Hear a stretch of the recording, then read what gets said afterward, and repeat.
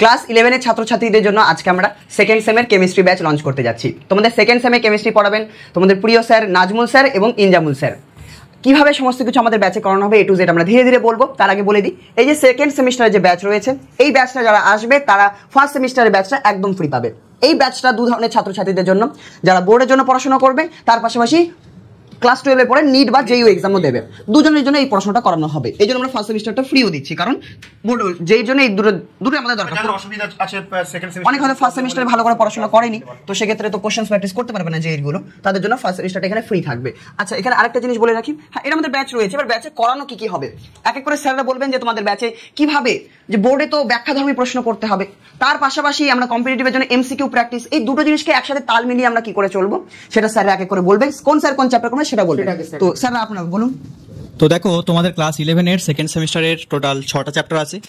আমি চ্যাপ্টারগুলোর নাম বলি। একটা হচ্ছে ইকুইলিব্রিয়াম, যার মধ্যে দুটো পার্ট আছে, একটা হচ্ছে আয়নিক ইকুইলিব্রিয়াম, একটা কেমিক্যাল ইকুইলিব্রিয়াম।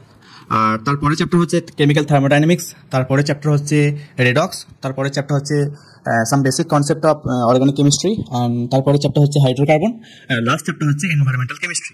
তো আমরা যেটা ভাগ করেছি তিনটে করে ভাগ করেছি। যেমন আমি নিচ্ছি ইকুইলিব্রিয়াম পার্ট, আর রেডক্স পার্ট, আর হাইড্রোকার্বন পার্ট, আর আমাদের নাজমুল স্যার নিচ্ছেন ওই বেসিক কনসেপ্ট অর্গানিক কেমিস্ট্রি আর chemical thermodynamics and environmental chemistry.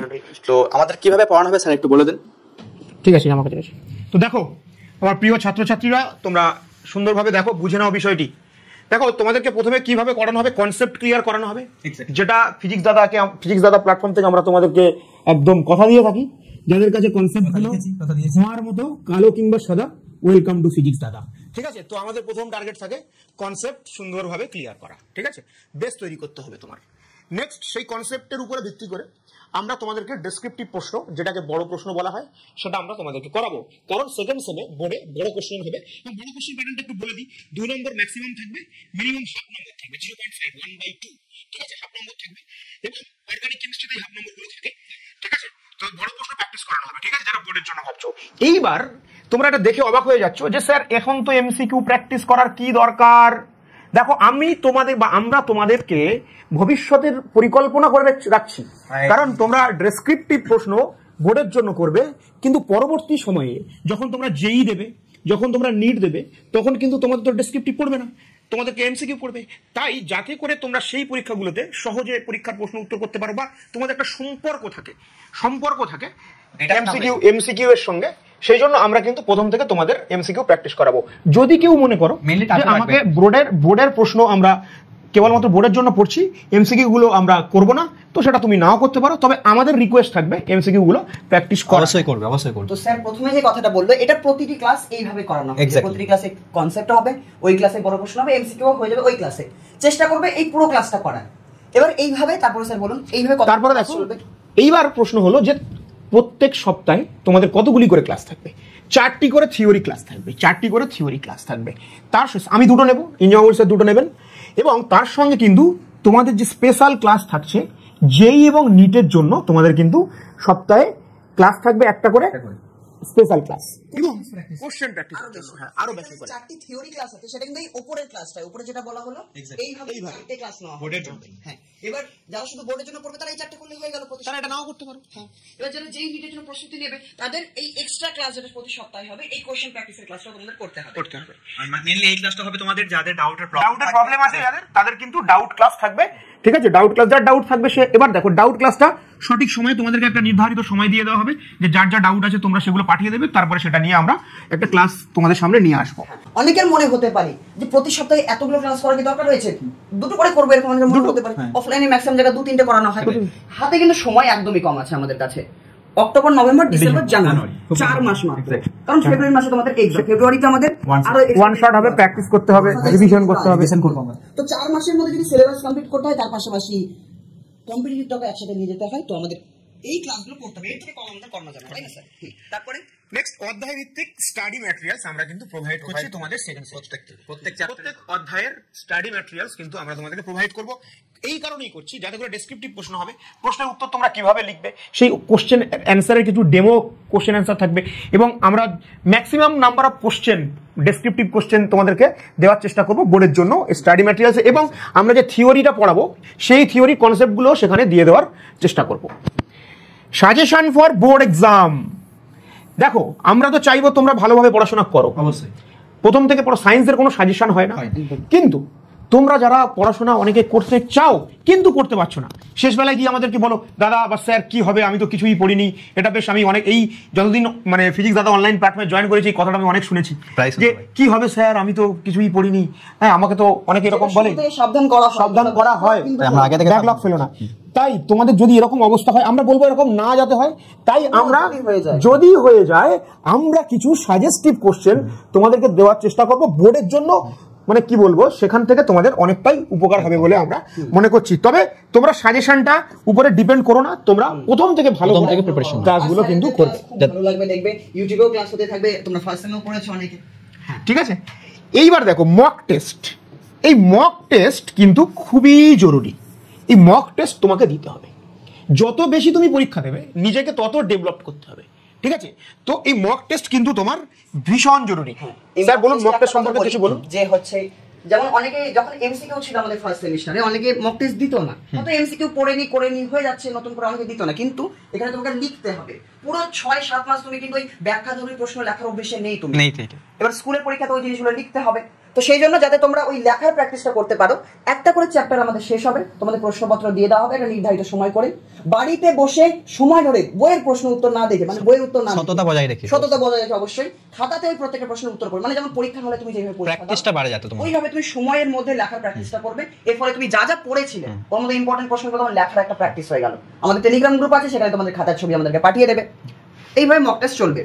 কারণ অনেক উত্তরে লেখার প্রসেসে ভুল থাকে, আমরা সেই খাতাগুলো চেক করবো এবং প্রসেসগুলো দেখবো, কোনো প্রসেসে ভুল থাকলে আমরা অবশ্যই এখানে বলে দেবো যে তোমাদের প্রসেসে ভুল আছে, ঠিক আছে? তো এমসিকিউ মানে কি আমরা পড়াতে হলো, তারপর লাস্টে একদম এক্সামের যে মুহূর্ত আমাদের ফেব্রুয়ারি মাসে সমস্ত জিনিসগুলো আবার রিভিশন হবে, তার জন্য ওয়ান শট থাকবে।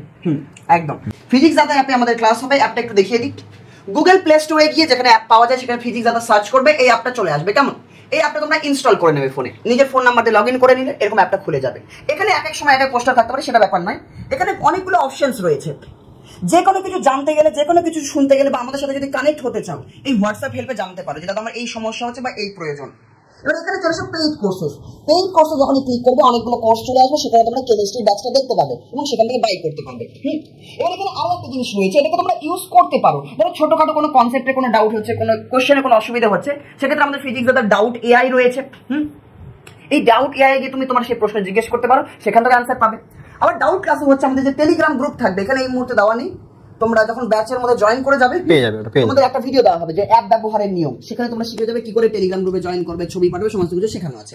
এবার এই যে আমাদের এত কিছু হচ্ছে, মাথায় প্রশ্ন আসবে, মোটামুটি ব্যাচ সম্পর্কে বললাম। এবার ব্যাচে কি করে জয়েন করবে, তুমি ফিজিক্স দাদা অ্যাপ ডাউনলোড করে ওই হোয়াটসঅ্যাপে গিয়ে জিজ্ঞেস করতে পারো, বা এই ভিডিওর কমেন্টে একটা লিংক দেওয়া আছে একটা ভিডিওর, যে ব্যাচে কি করে জয়েন করবে দেখে নাও, সেই ভিডিওটা দেখে নেবে। অ্যাপ কি করে ডাউনলোড করতে হবে, কি করে পেমেন্ট করবে, কি করে তুমি ব্যাচে জয়েন করবে, ব্যাচে জয়েন করার পর সমস্ত জিনিসপত্র কিভাবে ব্যবহার করবে, সমস্ত কিছু ওই ভিডিওতে শেখানো আছে, ওই ভিডিওটা অবশ্যই দেখে নাও। যদি কোথাও সমস্যা হয় আমাদের যে হোয়াটসঅ্যাপ নাম্বার রয়েছে, সেই হোয়াটসঅ্যাপ নাম্বারে তুমি মেসেজ করতে পারো।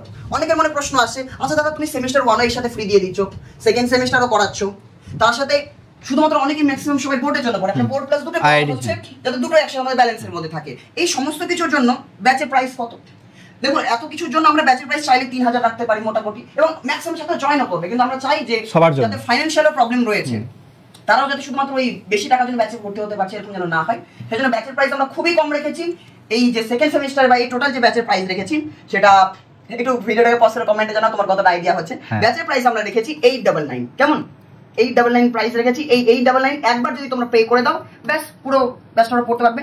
ফার্স্ট সেমিস্টারও পেয়ে যাবে, কতদিন থাকবে স্যার? ফার্স্ট সেমিস্টারও পেয়েছে। এবার এই ব্যাচটা কতদিন থাকবে? এই ব্যাচটা তোমাদের কতদিন রাখা যায় স্যার?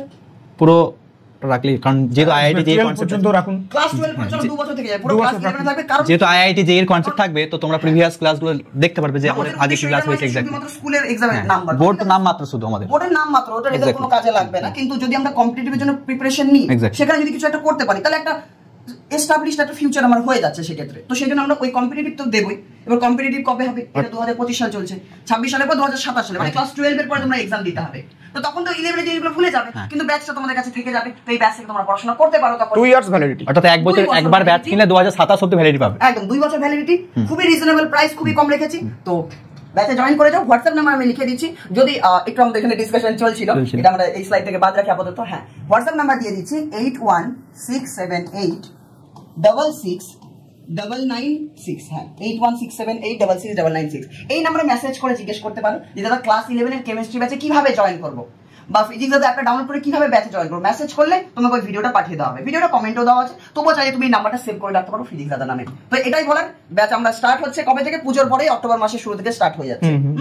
চলো রুটিনটা আমরা, আচ্ছা এখানে আমরা তো রুটিন নিয়ে আলোচনা করলাম না যে রুটিন, চলো রুটিনে একটা ভিডিও দিয়ে দেবো যখন এই ক্লাস শুরু হবে।